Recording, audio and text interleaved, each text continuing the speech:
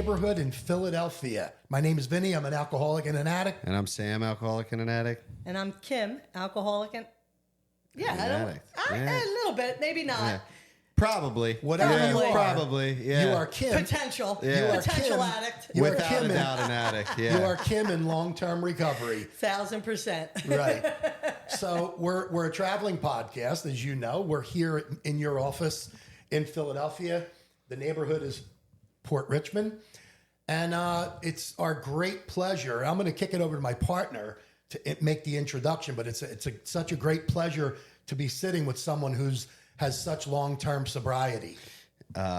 It's an absolute pleasure for me to have my old friend and kind of like mentor in some capacities. I feel like she and I were kind of on very different paths at one point in time, but we're both experiencing such growth in our own direction, and we kind of did it together, and we both sort of went through some things in that process, and it was just like we kind of supported each other. It was probably 2018, 19 era, and I talked to Kim every single day. Wow. All the time, because she just exudes good recovery. She does. Nice. She's infectious. She's the kind of person that follows it to the T. The book Cool. to the absolute T, and a lot of women in South Philadelphia know that. So with that, I'd love to introduce my friend, Kim P. Kim, how's it going? It's going all right. It's going all right. And thank you for the opportunity. It's our pleasure. Yeah, thanks for the Our opportunity pleasure. to So talk to typically, people. like what we will do is I will say, tell your story. You know what I mean? I know a little bit about your story. I feel like your story has so much rich kind of history in that period of time in South Philadelphia. And I having heard it before, like I always love to hear that. So please do me and the listeners of the podcast a favor and like start from the very beginning. Whew. All right. The shoes are on. Yeah. And you know what's interesting is, and we were talking about this, you know, a few minutes before you guys started. January 23rd, 1994 is my sober date, and this January I'll have 31 years. Congratulations. Thank you Congrats. so much. Thanks. But I think of one of my dearest mentors, Paulie E. from my original home group. And I would say, man, I can't believe all this time's gone by. And, you know, and he said, you know how you got to be this long in sobriety, this long in sobriety, this long in sobriety? And I was waiting for like, you know, an earth-shattering answer. And he'd say, you didn't drink and you didn't die. Right. And I'm like, what, nothing in between? That's Nothing went it, in between? yeah. You were looking You didn't for drink some- and you didn't die. yeah, I was looking for an attaboy. Yeah. I was A looking little for pat on the back. Yeah. Philosophic, Right. you know, saying that you were doing great. Right. I was looking for an attaboy, or I was waiting for him because I hung on every word to talk to me about, you know, white light experience and things of that nature. And he was just like, you didn't drink, kid, and you didn't die. And you're here. And Yeah. Here I am. And so, yeah, so sober date, January 23rd, 1994. And I'll tell you what, here's an interesting thing I don't share with a lot of people. I don't really know that that's my sober date. I was so drunk for so long that I couldn't remember if it was the 21st or the 22nd when I came back to Philadelphia. So I picked the 23rd because I was afraid to be wrong about the date and to be celebrating a milestone Oh, a beforehand. day early. Right. Oh, yeah. Gotcha. That's a Yeah. safe measure. Safe measure, Yeah. safety. Yeah. So I went out to the 23rd and I thought, I can't go wrong with that. It's either 1 day or 2 days or 3 days. And it just stayed with me. And so every year I celebrate on January 23rd. And I don't do a big celebration like I used to in the beginning, you know, because in my home group, January is a loaded month. I mean, you know. Well, That's yeah. a big sobriety month. It's yeah. a big sobriety month, and the board would be filled with people's names to celebrate. And I celebrated 1 and 2 and 3. By the time I hit 5, I was like, you know what? All these new people need to celebrate. So then I just started to go into 10 years and 15 years and 20 years, and you know, because it is about it's about the person in their first 30 days. Totally. And getting them to the 1 year. But I never forget the people that might be in their last 30 days. Oh, yeah. And they don't even know it. Yeah. And that is why when you said, I do the best I can to, live this design to the letter, the 12-step, fellowship, the 12-step program to the letter, because I never want to go back to where I was. There's just no, I often shared this throughout my story, that if ever anybody put a gun to my head with a drink and said, drink, or I'm pulling the trigger, I'd say, do me a favor and blow my head off. Right. Yeah, wow. Because I never want to go back to what I lived when I was drinking. Most of us can't handle a solid relapse anymore. Like you can't go through it again. Like I would never no want to go chance. through it again. Oh, I would never make it back. You're right. I've gotten sober so many times. Like I've had so many sobriety dates, bouts of 60, 90 days, one time almost 2 years. You know what I mean? I knew it was so bad on the last run. There's no chance I would ever make it back. No, I'm one of the way. lucky ones. I did it once. One and done. I've been continuously sober since August 15th, 1986. And it's just something I would never, ever, ever want to repeat, ever. But I loved drinking. I had a love affair with drinking and doing certain drugs. Definitely. It's the only thing that makes you feel better. Well, and the reason that I said potential addict, or, I don't know, I try to be authentic, right? I want to be authentic in my story. So I won't say that I never used a drug, but I will say that if I used a drug, it was really to enhance my drinking. Right. It was Same. really to drink Yeah. more, right? Absolutely. I am a full-blown, low-bottom alcoholic. And it was the first, and it was in the middle, and it was at the end. And the pain. So I know when you said it's the only thing that made you feel better, right? It's the only thing that makes you feel better. It was the thing that caused me not to feel. Right. It was the thing that caused me not to think, which creates the feel. And that's what I chased. I just could not tolerate. Like, it's a visceral reaction for me. Like, I'm talking right now, and I can feel it. Like it was, like I was drinking yesterday. Yep. And I don't ever want that pain in my life. And I'm talking gut-wrenching juggernaut of pain where I was in a fetal position on the floor in my bedroom beside my bed, feeling like feeling filthy, feeling dirty, feeling like in so much pain that I wanted to die. And my prayer was just like this. What do you want me to do? Right. God, what do you want me to do? I can't think like this anymore. I can't feel like this anymore. Not one more minute, not one more hour, not one more day. Help me or kill me. That was literally my prayer.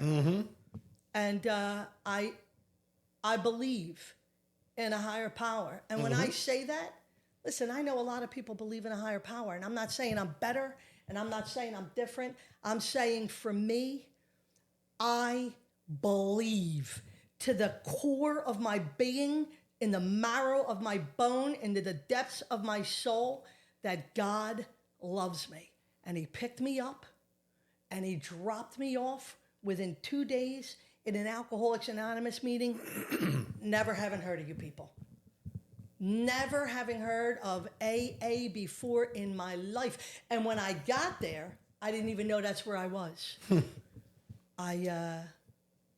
I probably should tell you how I got there, right? I would love to hear it. I would love it. Okay.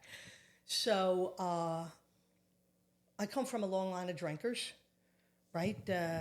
And my father and his brothers were longshoremen, and they drank strong, and they drank long, and they drank wrong. And you know, my mom and my dad were the kids on the block having kids. So they were, I think, 17 or 18 when they had my older sister, and they got married. They did what, you know, people did back then. My mom got pregnant, and they got married. And then within, I think, 16 months after that, they had me. And then I have a younger sister by 3 years. Her name is Kara. And that was it for quite a while. We lived in an apartment when we were little. We lived in our first house was at 141 Mercy Street in South Philly. And I remember it because all the way back then, I had a parallel experience going on in my life. I was crippled by self-consciousness, crippled by fear, crippled by self-loathing, and at the same time, I would talk to God. Now, I'm talking before I went to first grade, before I went to Catholic school, before any of that happened, and nobody in my house was talking about God, and I can promise you that. My father picked up a drink, the drink took a drink, the drink took the man. And we were the kids on the block that really nobody could play with. And although we played with people, don't get me wrong, and I don't even know if my parents know this to this day. I guess they'll find out about it now. If they listen, hopefully they'll become listeners. Right, if they become listeners. But when I would approach kids, because we were the family where the cops were always at our house for domestic violence, domestic abuse, all kind of craziness, you know, or the parties that my mom and dad would have, because like I said, they were the kids on the block having kids. You know, our house was the party house, and they would have music in there, and they would have babysitters in there who would have music in there, and people. And I would go down the street to play with the little kids, and they'd be like, "My mom said I can't play with you." Oh my God. Yeah. And so I would like sink down into myself, and I would go back home. And I remember one really fond memory I have. You know, I was sitting on the front steps at the house at 141 Mercy, and my mom came out, and she's like, "What's going on? Why aren't you playing with the kids?" And I just never had the heart to hurt her. Like I never had that heart to. I don't know. Listen, that changed. You know, when you drink like I drank, you know, the literature don't lie, and we become dangerously and disgustingly antisocial. So that changed. But back then, like, I just said, you know, I really don't like to play what they're playing. And You protected her. I protected her. Well, which you went on to do And later. still do today. Yeah. And still do today. And I protected her. And I remember her sitting on the step with me and taking out her sewing tin and the mismatched socks, and we were making hand puppets. Like, she tried, man. My parents... They just, you know, they did the best they could with what they had, but what they had just wasn't enough. You know what I mean? They were just ill-equipped from their parents. And you know, it's like a generational curse. You have to learn how to be parents. Right. You know, and a lot of people that don't have kids young, whatever, they don't know how to be a mother or a father. There's no fault of their own. Right. And sometimes that's passed on to children, and they do what they have to do to survive. Exactly. And we were all living in survival mode in that house. And my father got hurt as a longshoreman. And then, you know, there was a dichotomous thing happening. My mother was taking all the three little girls to, you know, wonderful houses in Jersey. And she thought, as a good candidate for Al-Anon, you know, she thought, you know, oh, we're going to have like the happily ever after now. And we're going to move, you know, once, you know, this money comes through, we're going to move. We're going to have a patch of grass, and we're going to, and it really was nowhere but like, you know, Belmar or Pennsauken or whatever. But that would have been a big thing for people from South Philly. 100%. That's the dream. That's the dream, That's to the make South it to the Philly other dream. side of the bridge. That's right. Yep. Exactly. And so, you know, I can remember my grandmother, my father's mother, saying one time, I mean, literally saying this. I mean, he can't move to Jersey. She called my dad Chrissy. Chris was his name. Chrissy can't move to Jersey, and why not? Why not? Well, how's he going to get home when he's drinking? There was never the idea of don't drink. Right. It was, how's he going to drink the way he wants to drink and then drive? You know what I mean? It was just insane. And I don't know what happened, but I can tell you this. They bought a bar instead. Oh, wow. Yep. And we moved from the frying pan right into the fire. So they owned a bar. In fact, they came to own two at one point. They owned one right here in Port Richmond at Tulip and Ann called Debbie's Dock. And they owned Pax Port on 2nd and Morris, 1700 South 2nd, 2nd and Morris. And we were still young. We were like 7.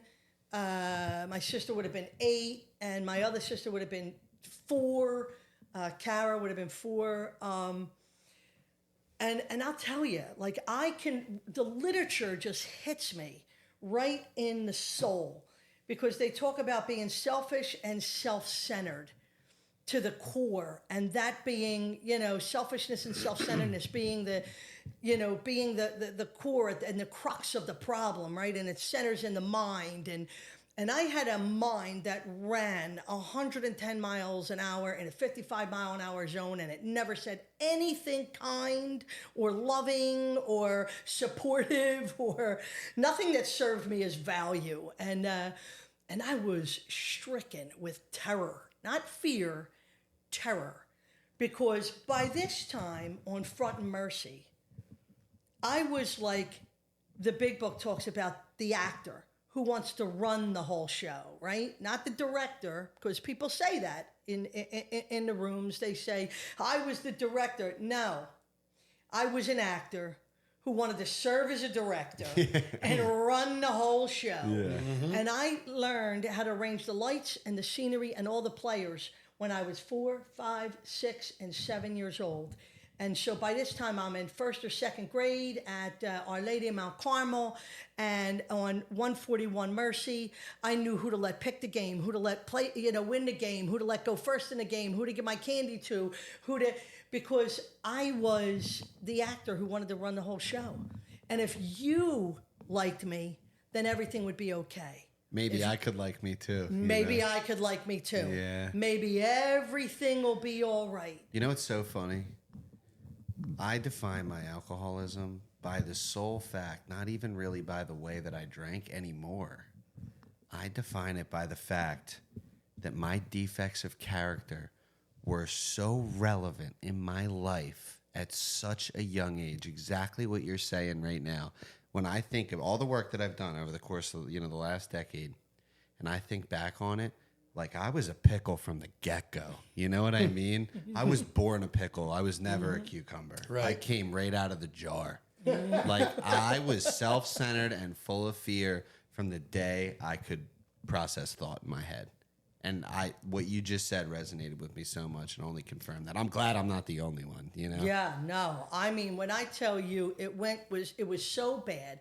Not only did I know it at the block at 141 Mercy, I knew to say, I love your shirt. It looks so pretty. Can I play? Wow, that's a great hat. Where'd you get that hat? Your parents are so fantastic. Mm-hmm. Can I sit down? Like that went. You want to be liked. Yes, wanted to be liked, wanted to be loved, wanted to be accepted, wanted to be included. Just wanted all of that and craved it. When I tell you, I craved that more than I craved a drink until I could not crave a drink. 100%. I craved it. And I remember being in Our Lady of Mount Carmel, and I had these delusions also, like I'm a big book thumper, right? But I'm also a big fan of the 12 and 12. And I love, the literature. And I'll tell you that when I was in Our Lady of Mount Carmel, I was in the classroom.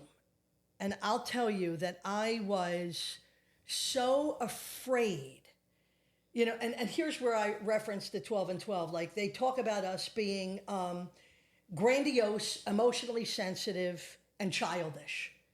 And that grandiosity was in me in the same way, to the same degree as the self-loathing was, the self-esteem issues. So I'd be thinking, I'm such a wonderful person. I'm such a good person.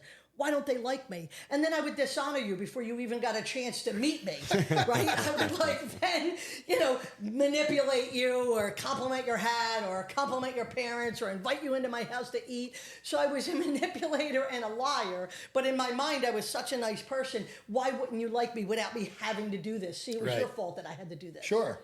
Right? Because I was afraid you wouldn't like me. But I would be in school. And I could remember, like, the teacher would say, we're going to open up our books, kids, and we're going to read from chapter 10. And I would be like, oh, my God, we're going to read. I mean, I would be, like, wanting to vomit. And I would start counting. 1, 2, 3, 4, 5, 6, 7, 8, 9, 10, 11, 12, 13, 14, 15, 16. All right, I'm number 17. Yeah. And then I would count the paragraphs. 1, 2, 3, 4, 5, 6, 7, 8, 9, 10. And I would rehearse my paragraphs. So you could practice, right? Yeah. So when it got to me, I would read it with proficiency. You would be so impressed. You would love me. You would want to play with me in the playground and whatever, you know. Oh, my God. And when you talk about a fall from grace, because then the class pet would read 3 paragraphs and I would be losing my mind. I would be like, oh my God, I hate her. She's such a suck up. 1, 2, 3, 4, 5, 6, 7, 8, 9, 10, 11, 12, 1, 2, 3, 4, 5, 6, 7. And I would have to, I mean, when I tell you from the 2nd grade on, I don't think I learned a thing because of that.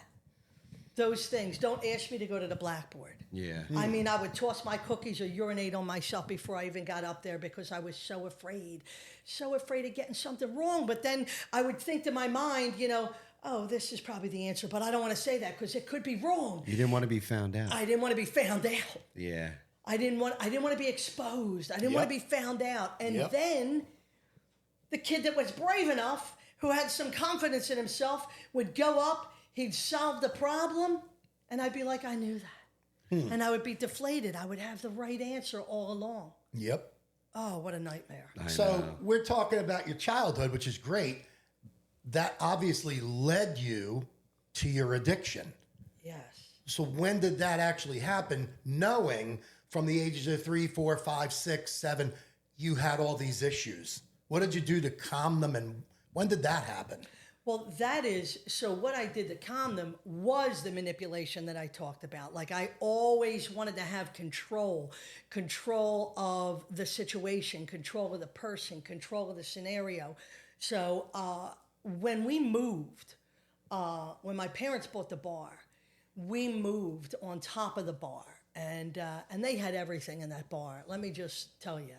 They had a softball team and a pool league and a shuffleball league, and they had live music, and they had go-go dancers, and they had all-night card games in the back, and they had non-AA conference-approved materials being sold and used in the bathrooms and outside. Gotcha, right.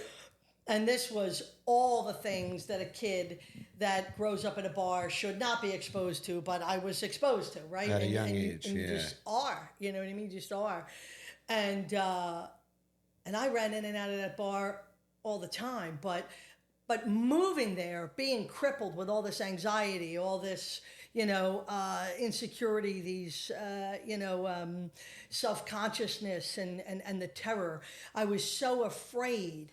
Because on Mercy Street, I knew who to let go first in the game, who to let pick the game, who to let win the game, who to let, all of that stuff. I didn't know that now in this new neighborhood, and I was going to a new neighborhood and a new school. And so I spent a lot of time in the house, upstairs, on top of the bar. And on Friday nights and Saturday nights, I would sit on the steps, which led right down into the bar, and I would pull my little nightgown down over my knees, and I would peek down, and I would watch. And when I tell you it was mobbed in there, it was 3 deep on every side of the bar, and the jukebox would be blaring, and the smoke would be looming, and people would have a drink in one hand and a cigarette in another, and everything was just happening to me. It was in slow motion. I was mesmerized.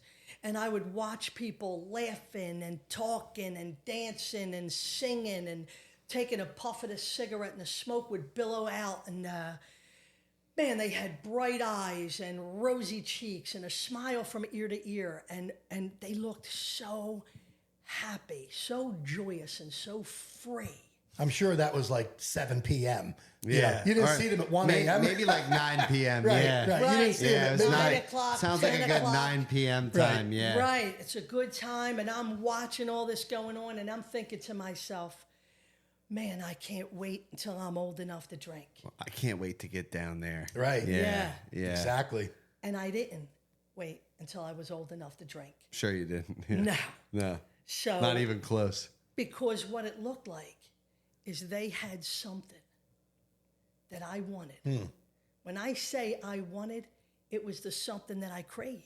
The acceptance. It was the, yes, Yeah. and the camaraderie and the togetherness and the laughter. And I didn't have that at all. My whole young experience.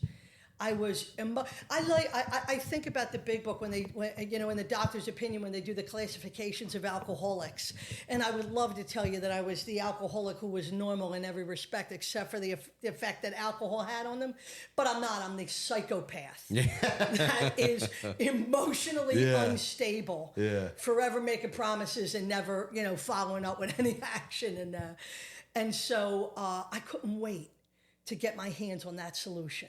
I knew, based on how they looked at 9 o'clock and 10 o'clock, that was the answer.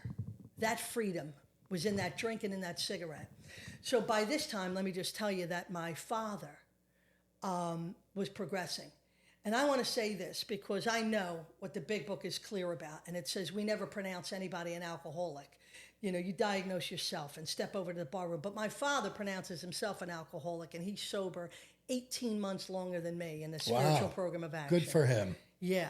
So, I feel very comfortable now saying, like, my father went from, problem drinker and definitely alcoholic and domestic abuser to full-on drunk and insanity. When he violent. Violent. And not just toward my mother at this point. Like, let me just be clear that, I've seen him in fistfights in the bar, outside the bar, he lived with the same isms that we do. Yeah. You know what I mean? That pride that goeth before the fall, and you ain't going to do this in my place, and who you think you're talking to, and all of that stuff, right? And so, he was just, very, very progressed. And so by this time, my mother was not only a candidate for Al-Anon, but she was following the footsteps of, if you can't beat them, join them. Right. So then at 2 o'clock in the morning, they would be closing the bar, locking the door, hanging with their friends, cleaning up, and they would leave and go to the IA and the Buckeye and the 48, the FOP, and all these places that let you drink in Philly till the sun comes up, right? Yeah. There are all these after-hours joints, and so they would go out, and we would be with babysitters, and that would be their Friday night and their Saturday night, but they would sleep like the dead on Sunday. And every other Sunday, they would have a cleaning crew come in, right? A man and a wife, and they would come and they would do a deep clean, and they would clean the place. Now, on the opposite Sunday, I would sneak downstairs, and I would open up their beer box that would be, it was like a little refrigerator. It was like a makeshift, because you thought it was like a little refrigerator down there, but it was really where all the quarter boxes were and all, where they kept their money and their change and all of that. And I would take a roll of quarters, and then I thought that would do a crazy thud sound, but that's what it was like. It would I would crack it on the end of the bar. Yes, boom. And then I would listen and make sure nobody got up. And then I would go to the front of the bar, and at the front of the bar there was a jukebox, and to the left of it was like a big old, I'm aging myself, but it's okay, cigarette machine. Yeah. The big ones in the brown, the big Yeah, brown of ones. course. With the metal pulls. Yep. Right. Yeah, exactly. yeah. With the metal pole. And the quarters weighed more then too. You know what I mean? The change weighed more, and you would drop a quarter in and it would go clank, clank, clank, clank, clank, clank, clank, clank, Yeah, all the way they to were the loud. bottom. And my nerves would jump, and I would be like waiting to hear if anybody moved, and then I would do it again and again. And it was probably like $1.50 back then to get a pack of marble. $1.50. It had to be 1979. I was 9 years old, and 10 years old, 1980, and I would put all those quarters in, and I would listen after every one, and then I would pull the handle out, and then I would walk it back in, because if I didn't, it would be like clank, clank, clank, clank, clank, ding, ding, bang, pop, Yeah. and definitely somebody was getting up. Yeah. And so a pack of marble would drop, and I would go right to the right, and I would jack up the credits on the back of the jukebox, and I would push the numbers for all the songs I like, and I would turn it down real low, and I would go behind a bar, and I would take a rocks glass, and I would put it on the bar, and any liquor that tasted sweet, I would pour it in the glass. And Do you remember what it was? No. But listen, I know today it was like grenadine, melon liqueur, Yeah. you know what I mean? Like anything sweet, probably some Sambuca, Definitely, like whatever, but nothing like none of the brown liquors at that point. No Jameson, None of that, yeah. none of that happening yet. You know what I mean? But it was like any sweet liquor. But I would then walk around the bar and sit on the bar stool with my back, because it was like they would call it a horseshoe, but it was more like a half a square or rectangle. And I would sit at the end of the bar, and I would listen to the songs I like, Diana Ross and the Supremes, REO Speedwagon, a little bit of Journey. And I would take that cigarette, and I didn't even know how to inhale, and I would puff from it. And I took that drink, and when I threw it back, I can tell you, and my hands are shaking. And my hands are shaking because I can remember right now, it washed over my brain and through my body, and it felt warm, and it felt electric, and all of a sudden, somehow, I fit in my own skin. It worked. Yep. It worked. It worked. Yeah. From the gate. Yeah. It had the desired effect. Yes. Yes.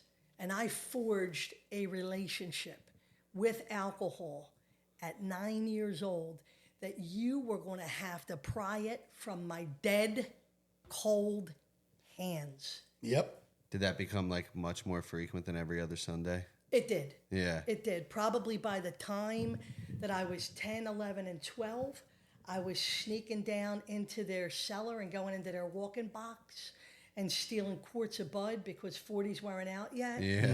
And I would have the cigarettes left over and some of the quarters. And if I didn't have the cigarettes left over, I had some of the quarters, and I would go to Paul's, or Izzy's they called it, which was diagonal, and you never wanted to buy anything else from that store except Lucy's, because anything you would move, roaches would jump out all over the place. It Oh was my like God. a dive on the corner, and but he would sell you Lucy's, and he didn't care how old you were, you know what I mean? So I would go get Lucy's cigarettes, and I would have these quarts of beer, and I would go into, then I would go into Vare Schoolyard, or I would go up to the park at 4th and Morris, or I would go down to the park that I don't even know why they called it a park at 2nd and Greenwich. It didn't have one thing in it for a kid to climb on.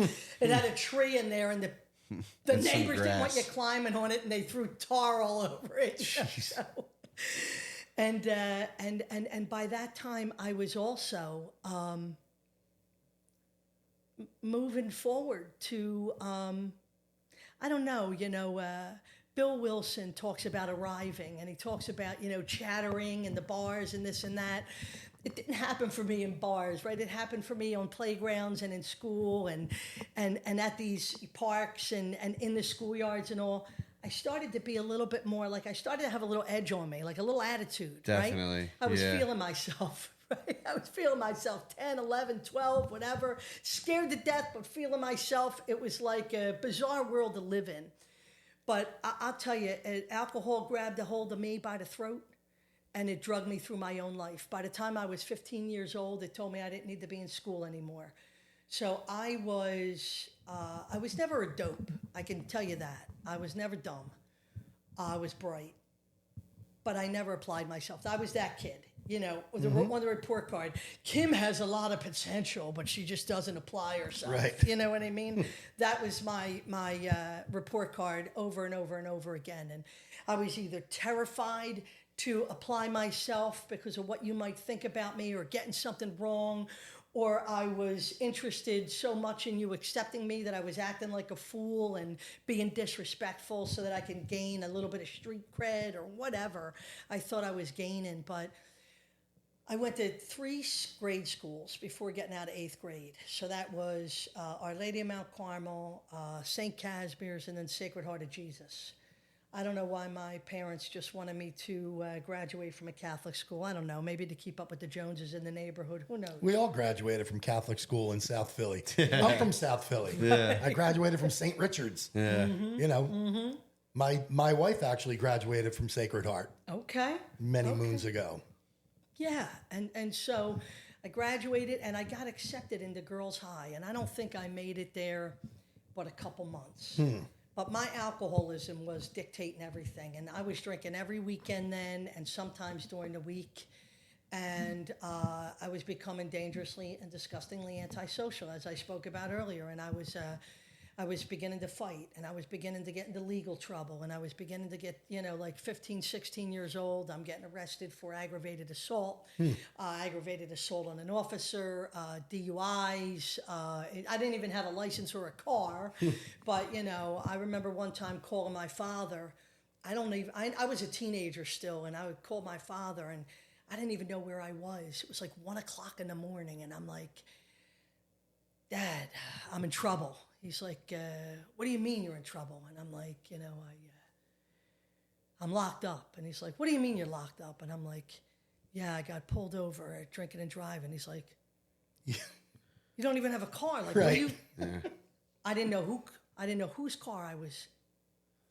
I didn't know whose car I was in. I knew that it was probably the person's car that was driving with me, that I had manipulated him into thinking he was going to get a shot at the title so that I can continue to drink, right? Right, of course. And I knew he wasn't, you know what I mean? And he didn't know he wasn't, but he wasn't. And so, you know, I got locked up. I got us both locked up for drinking and driving in like some podunk town outside of down the shore. I don't even know where I was going. Oh, my God. And my father was like, what do you mean you don't know where you're at? And I'm screaming to the officers, like, where am I? I think he said like Millville or Maurice River County or something. I was like, what in the, like, I don't even know where that's at. Yeah, it's in like Cumberland County. It's like, who knows, going down, I don't even know how I was getting down to the shore or whatever. And he was like, no. You weren't close to the shore. No, actually, you weren't even close. I was driving in a blackout. I didn't even know where I was. Right. You weren't even close. I was, and that's probably what got us pulled over, because I'm sure I was driving in more than one lane, and you know, I was just a man.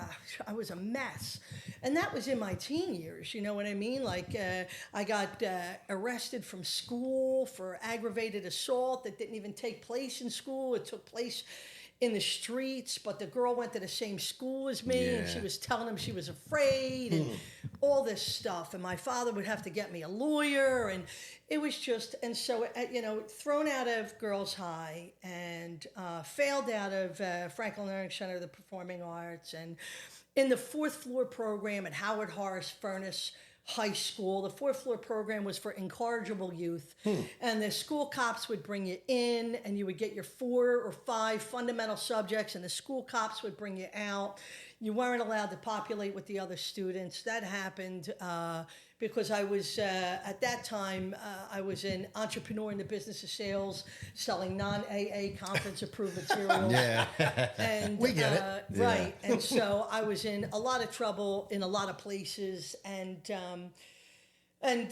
so I managed to get out of 10th grade there, but because I only had those 5 fundamentals for 2 years, reading, writing, arithmetic, history, whatever, and then I went over to Southern and you know, got in a lot of trouble from the aggravated assault on this girl, and got, you know, I just decided, you know, I'm just going to continue in my quest to come up behind Tony Montana, and I'm not going to, you know, go to school anymore. And I quit, and I told this lie for 100 years, like that I really believed that I left school so that I could take care of my mother and the kids. Because by this time, booze burned our whole family to the ground. And my mom and dad were separated and getting divorced. And my mother was with somebody else and having other kids. And I was working in bars. I was, you know, they call it guest bartending now. You know, for me, I was never invited to bartend as a guest. I would muscle my way in when my father was bartending at Second and Reed, because it was a bar that had a lot of blue collar workers in it. And you made some money, and my father loved to drink anyway, so it was, you know, he would let me hop back there with him here and there. You know, nothing. You know, and he'd be in a blackout, so he probably didn't do it willingly or knowingly. But then I would do it, and I'd be peddling my non-AA conference-approved materials, and I would be, you know, drinking and then making money, and then by that time, I was going to the IA, the Buckeye, the 48, the FOP, and I would be going to the Barrett's, and I would be going to Revival. I used to love the Barrett's. Right. God. Anywhere that would let me drink until the sun came up. What a club. What a club. I knew the owners. Okay. Yeah, Okay. what a great place. I knew the doorman, and I won't say his name. I know here. his name, but I won't say it either. Please I don't. knew the but doorman he was too. such a wonderful human being, and he was what do you call it? Unwitting. He was a casualty of my war. Okay. And he was a good, decent human, and I don't think he knew what he had gotten into with me, and you know, and so, you know, the amends list is long. Let me just say that, and I was working at Mako's, and my best friend came in at one time, and she was down the shore working, and she said, "Man, you look like you're dying." I was highly offended. Yeah, I'm sure you were. Sure. I thought I looked cute. You know, short shorts, you know what I mean? High, you know, combat boots, Doc Martens up to the knee, and a Mako's half sweatshirt cut down to no man's land. And, you know, I thought I was cute. And she said, "Why don't you take a break, man? Why don't you come down ashore with me?" And she was living in Ventnor, New Jersey, and she was working in the casinos down there. She said, "Take a break for a couple days," and I'm sure she quickly regretted it. I'm sure. I mean, you know, I packed a bag for 3 days, and I stayed for like 3 years, and they neglected to let me know that they were entrepreneurs in the business of sales down there, and that the bars and the clubs were 24 hours. Yeah. Yep. So Different story. whole It really you know, is. I literally, whoo, it was like I was on a luge on the way to the bottom. Yep. Yeah. And I took a job at the Kmart of New Jersey, Bradley's, just so I could get a little bit of income coming in, so I could pay my fair share of the rent, which I don't think I ever did once. I don't know how she stayed my friend, but I got to tell you, and she would never mind me saying this anywhere, and I love her. We were the two that, you know, when you're young girls, because she was like the first person I really experienced as nice to me in the new neighborhood. Her name's Amelia, and Amy they call her, and she was the first person that was ever nice to me when I moved to the new neighborhood, she just that made me so happy, and it just touched my soul, and I stayed friends with her.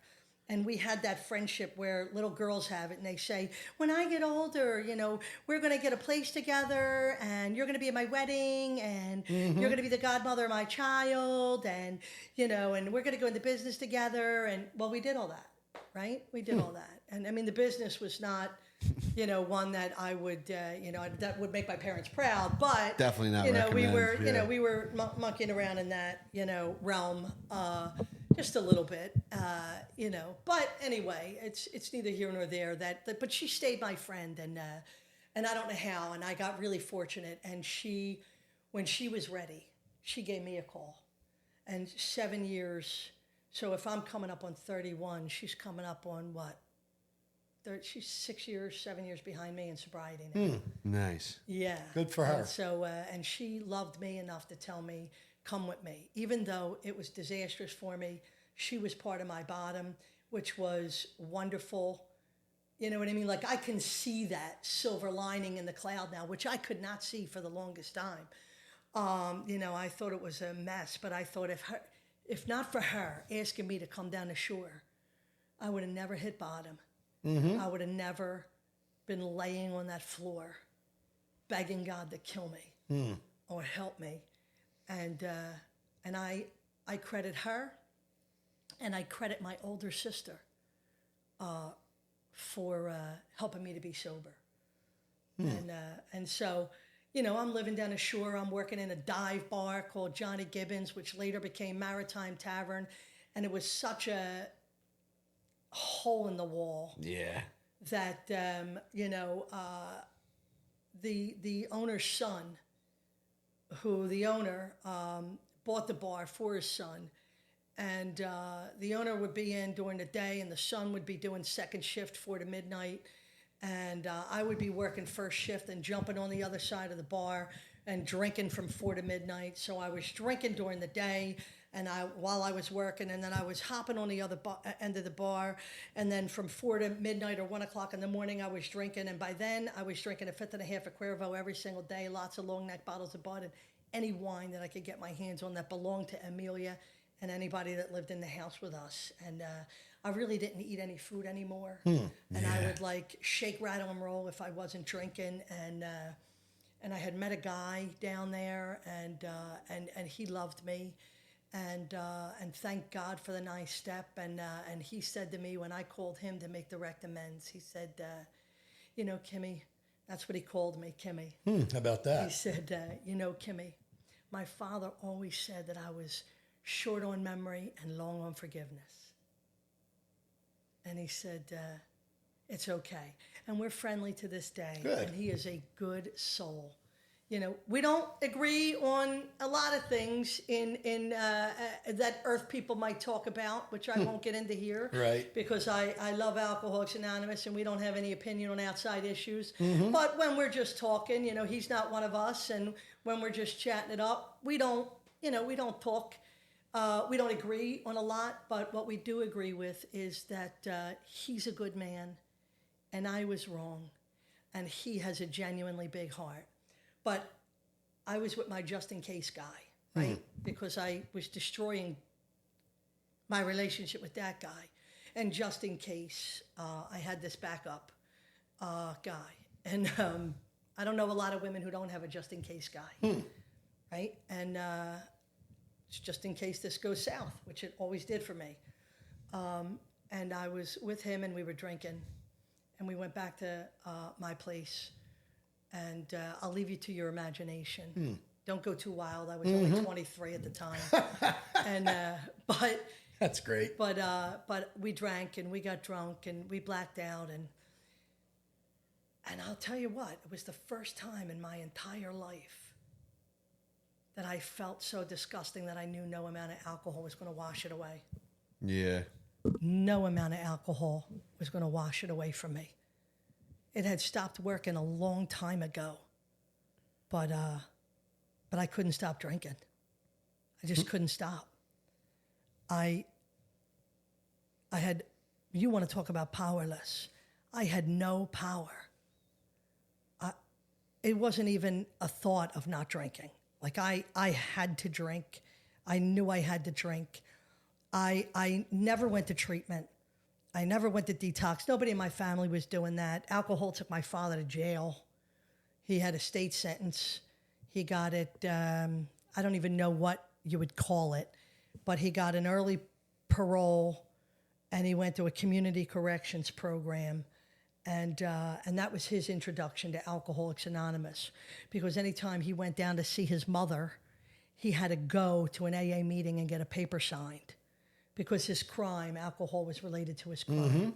So here I am in Ocean City, New Jersey, a dry town, unconsciously trying to figure something out without deliberately trying to figure something out, and literally feeling so disgusting, and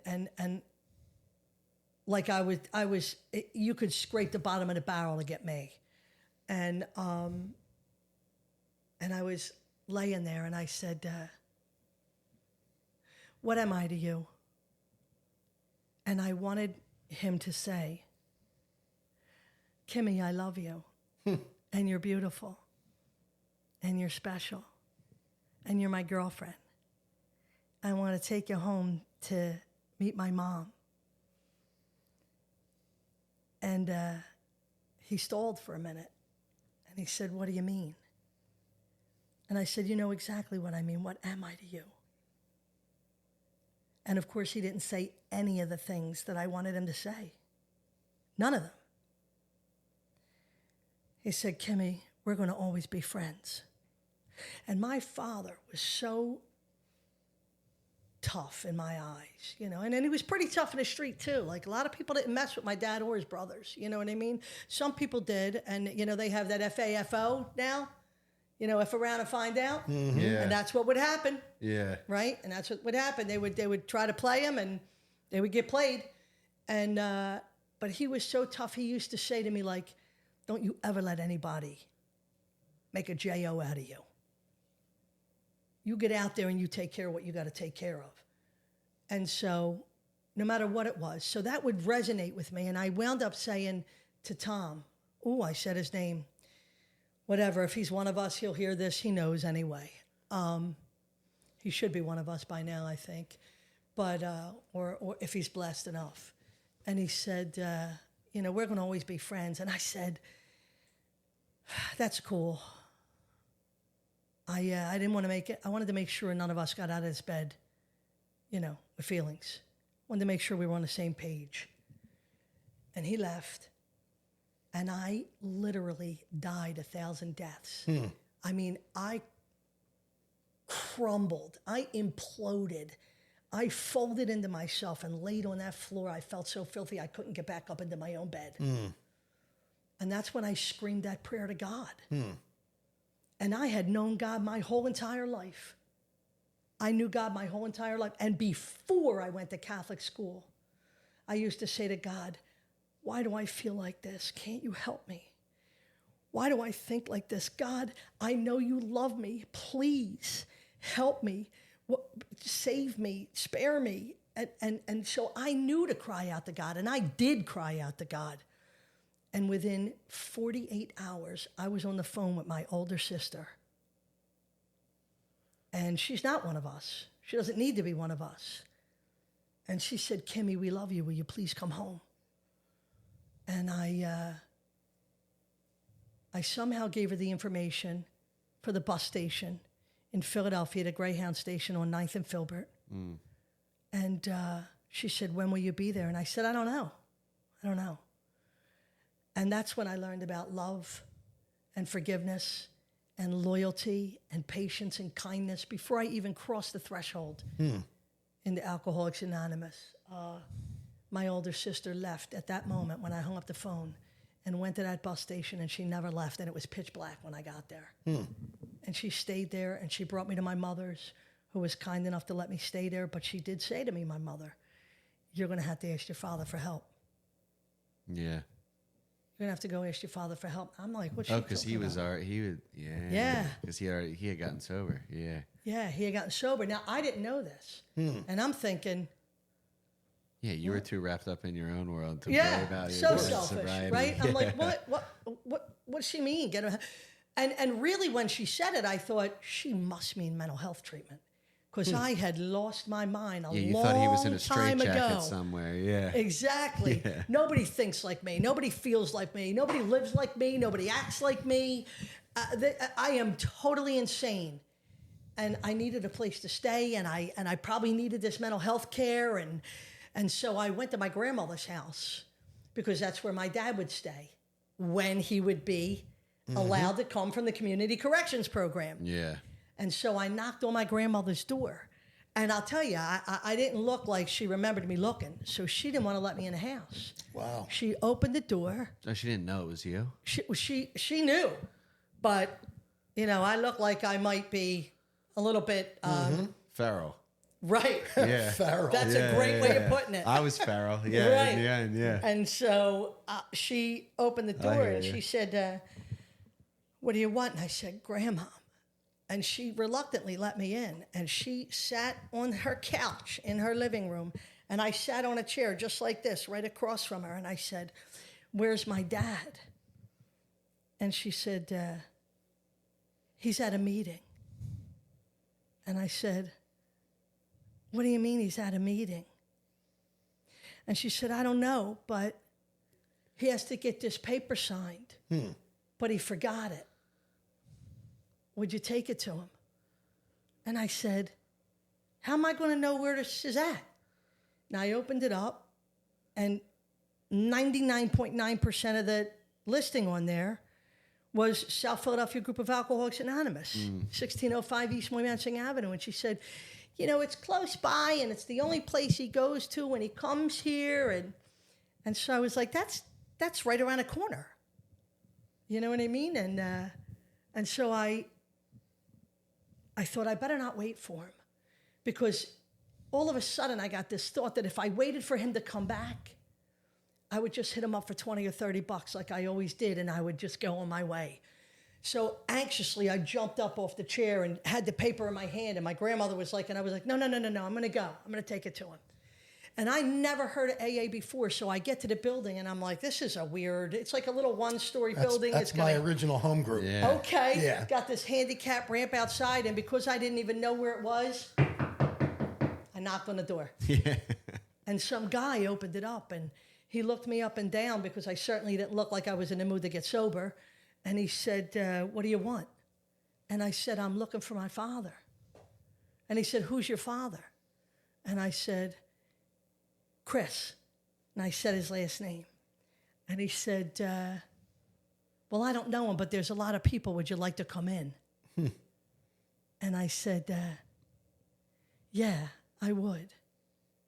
And so I stepped over to the threshold, and that was January 23rd, 1994.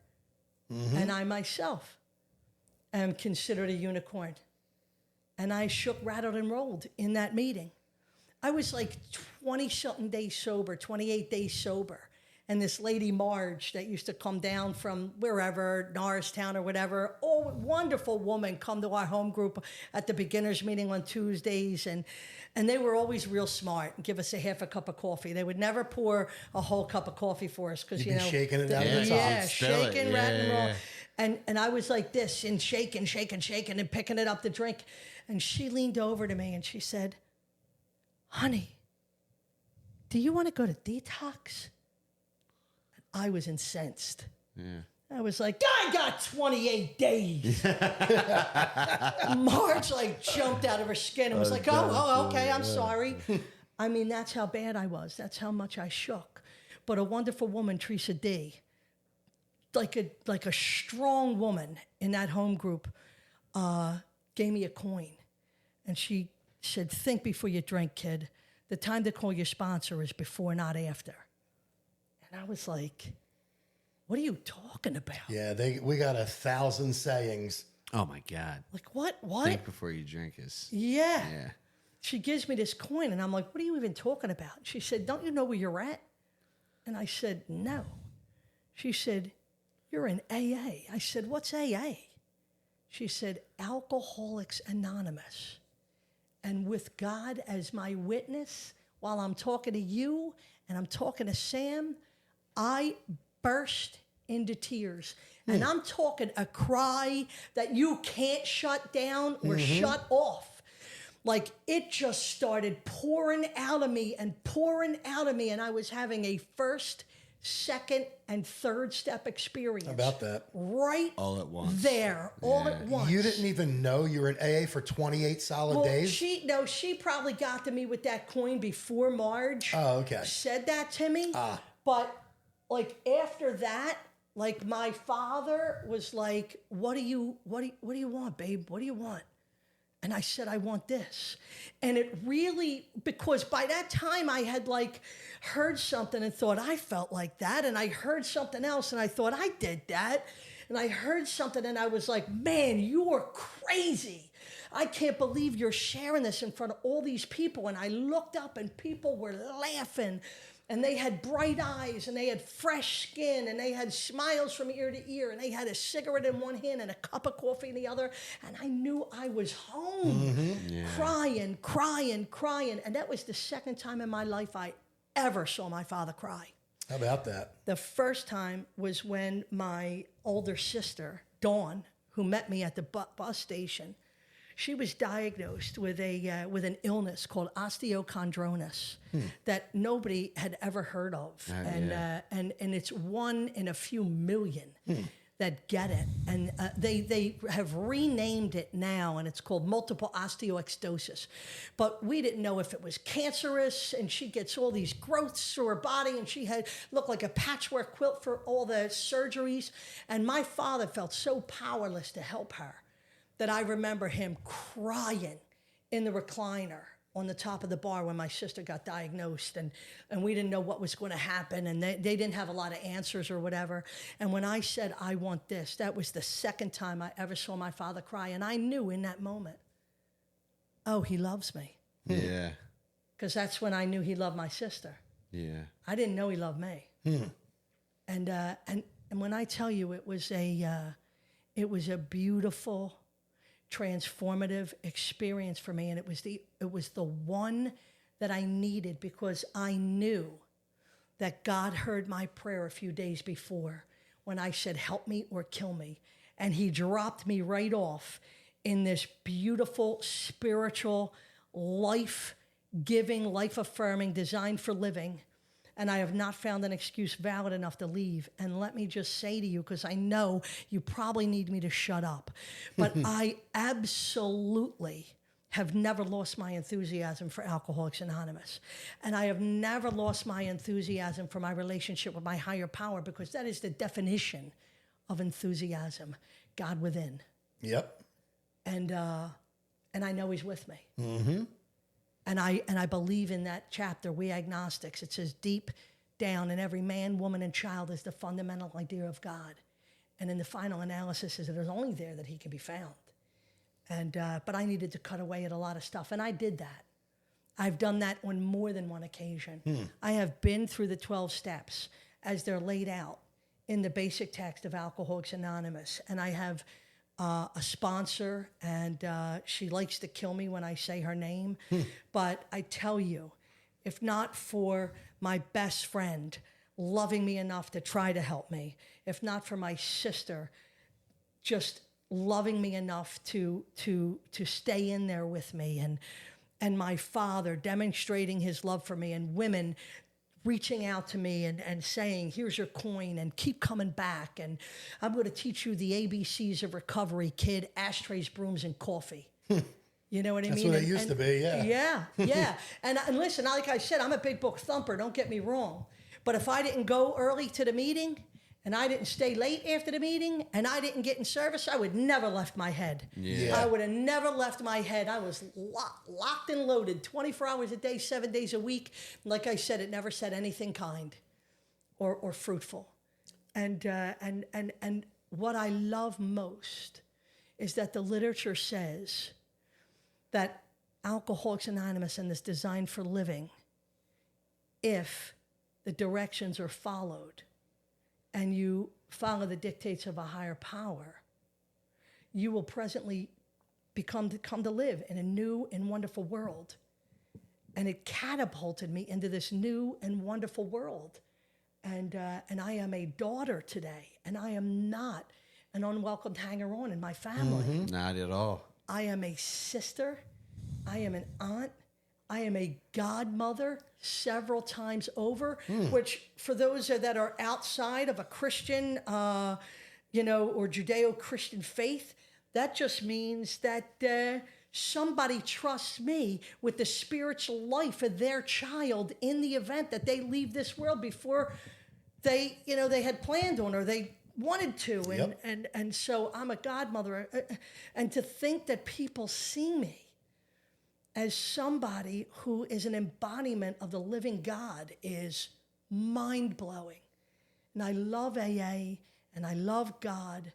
I went from a GED to a master's degree, actually 2 of them. And I literally just got accepted to Tulane in New Orleans for my doctorate. Dr. Kim. Dr. Kim. I was going to say, it's so funny how she talks about walking out in 10th grade. I'm like, you definitely made those days up Yeah. a few times. Absolutely. I mean, I've known her for like almost 8 years, and she's been in school the whole time. The whole time. And she's been a practicing clinician the whole time as well. Yeah. Well, at least you're working and not Yes. just a full-time student. And I am employable. Exactly. I was that one that couldn't get a job, that couldn't hold a job, that quit when I knew I was getting found out. Like, I could not earn a living. The bedevilments were everywhere, all over me. I was like Pigpen from Charlie Brown with that clouded... I was a mess. Yep. I was a mess. And today I'm not. You're worthy. I'm worthy, and I'm fearfully and wonderfully made, and I know who I am, and I know whose I am. Well, something I've always admired about you is how you fearlessly continue to show up for those in your life, whether it be your family, friends, pretty much anyone on 2nd Street that would need you. You know what I mean? You like show up almost, I'm not going to say to a fault, but almost to a degree that I think some people aren't even always worthy of. You know what I mean? Because it's just who you are, and it's just what you do, and it's something I've always admired about you. You know, you just made me have a thought, Sam. And the truth of the matter is I believe that all human beings are worthy. I really do. But I understand 100% what you're saying. Like, I read the big book and I read the bigger book. And there's a line in there that says, cast not your pearls before the swine, lest they trample on them and turn and attack you. And that has happened to me, and I'm not a victim, right? And I'm not a martyr. And I'm not a saint, but when you say that, that's what I think of. And I think even those that would trample on the pearls and attack me, I have been transformed by the grace of a higher power who I choose to call God, and this designed for living, and I pray for them anyway. Yeah. That's right. I pray for them anyway. You do. I pray for them anyway. And what a fantastic story Thank you. you told. Honestly, I have like goosebumps whenever Yeah, she that speaks, because it's just like so powerful and passionate, and like just touched me in a place that sometimes I forget about. you know? Sure. And she's I just enjoy- always locked in. Like, she's always right back there. I love you. You're the best. I love you. I You don't really know. are. He introduced me, but he has no idea. When I'm at my place of employment now, and they give me the benefit of shutting myself behind a door and giving me some time to do some things like this. That is a gift. One of the gifts of this way of life. And the office manager said to me, "Who's Sam Sullivan?" And I said, "There's not enough time for me to tell you who Sam Sullivan is right now." Stop, yeah. That's literally what I said. I texted her. That's I cool. said, "I'm going to have to talk to you afterward, but I love him and I can't wait to see him." Well, this is designed for people to hear your story, just like we were in a 12-step meeting, and you're a speaker. Like, we want people to learn and enjoy your story just like we did.